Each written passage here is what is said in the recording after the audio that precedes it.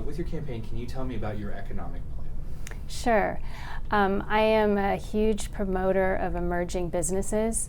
So I think in terms of my economic plan, it's really a plan of let government get out of the way and let businesses thrive, particularly small businesses. They are the growth engine of the economy. So anything we can do to make it easier to form, so to streamline the formation process. Right now, there's sometimes delays of licensing and approvals. It makes it harder for small businesses to succeed. So we need to cut down that red tape and regulation.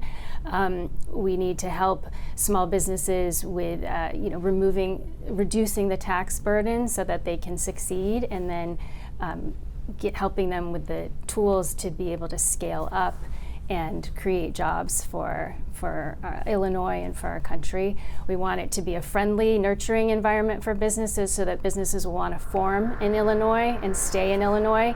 Right now, under one-party Democratic rule, we've had restrictions that make it hard for businesses, so they've been leaving Illinois and taking jobs with them, and I want to work hard to reverse that. Do you think, or in your own words, has the American dream become unaffordable? Cost of living is a pain point for a lot of people. I'm never going to say the American dream is unachievable. I love our country and I love the freedoms that we have. We are still a beacon to the world in terms of the freedoms that we have.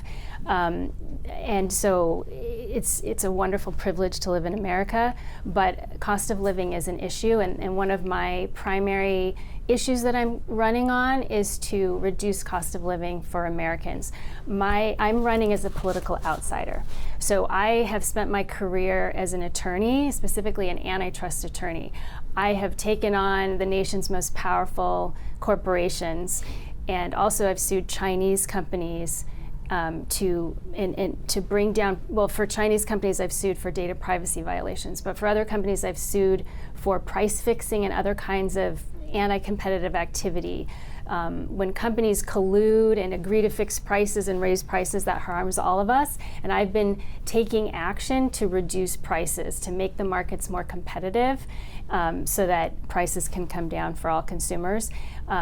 I've recovered billions of dollars for consumers. I want to now take my skills and my energy to government and see what we can do to make the healthcare market more competitive, to root out some of the monopolistic practices, and that will dramatically decrease prices in the healthcare industry. Excellent. Now, as a reminder, these questions were asked of us, other people who are sitting in Congress currently, so I'm going to reword them to make more sense for this interview. Would you have voted yes on the Epstein Files Transparency Act? I am for transparency. I was not sitting in Congress at the time, and as I said, I'm running as an outsider. So in terms of the specifics of the legislation you're talking to, I can't speak specifically, but what I'll say is I'm for transparency. I think Americans have the right to information and to know, to have the data, and we are the people, and government is to serve the people. Now, another question in the same vein on, again, from sitting members of Congress. Would you have voted no on the Stop Illegal Entry Act of 2025?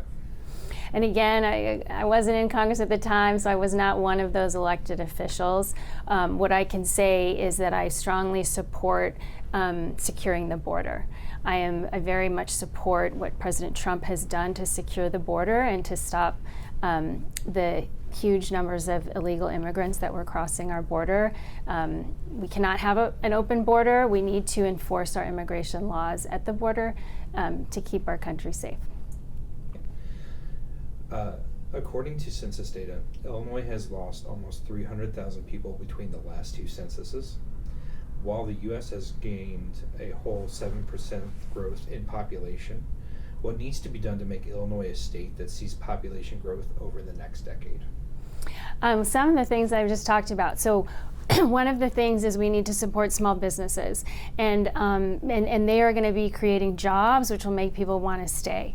Another thing that I would like to work on at the federal level is attracting more capital to Illinois, and more partnerships between capital, industry, and university. So if we can get these industry-university partnerships at some of our state's great universities, the University of Illinois, Urbana-Champaign, and other campuses, so that there's money invested, there's training students for the jobs of tomorrow, and they're also providing great opportunities for students to innovate and not just get a job, but be leaders in the economy of tomorrow.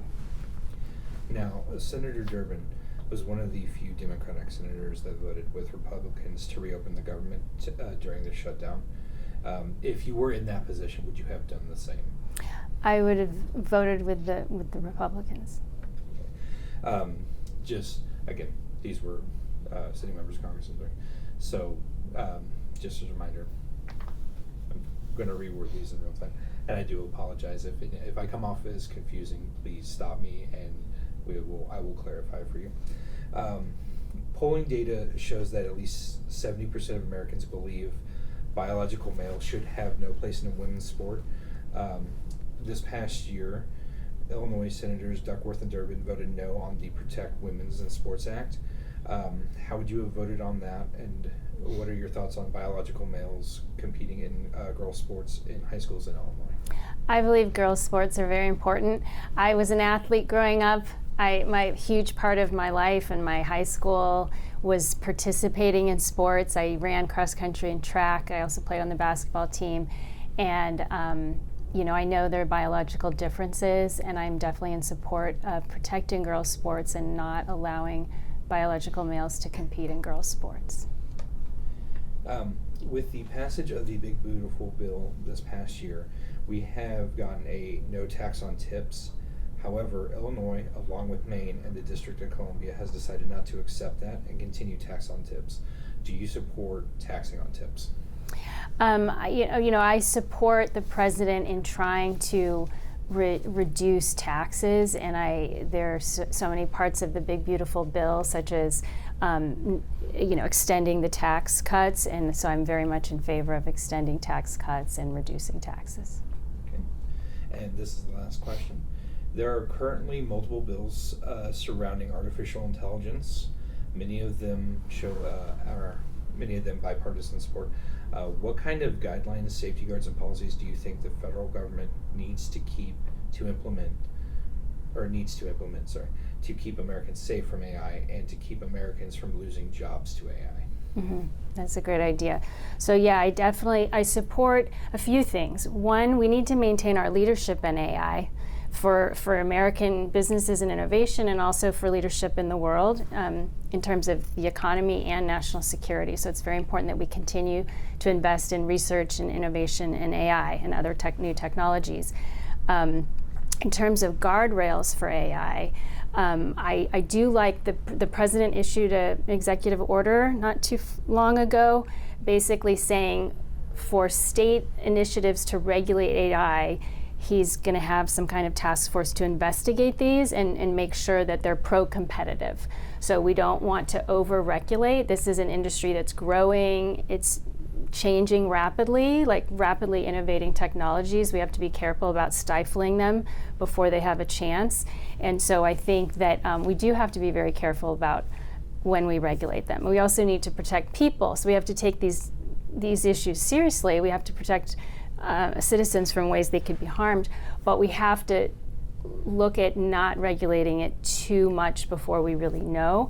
This is an area where common law might work very well. So you can pass a legislation before a harm happens to try to stop it, but another way is to kind of let things play out, see what happens, and then if there's a harm, someone can file a lawsuit, and you can also kind of regulate through common law after you have a set of facts, after you know what's going on. So you don't snuff out a technology too soon, but you also compensate people for harms. And where can people find more about you and your campaign? I am Jeannie Evans, and you can find me at jeannieevans.com. That's JeannieEvans.com. EVANS, JeannieEvans.com. I hope you'll support us and get involved.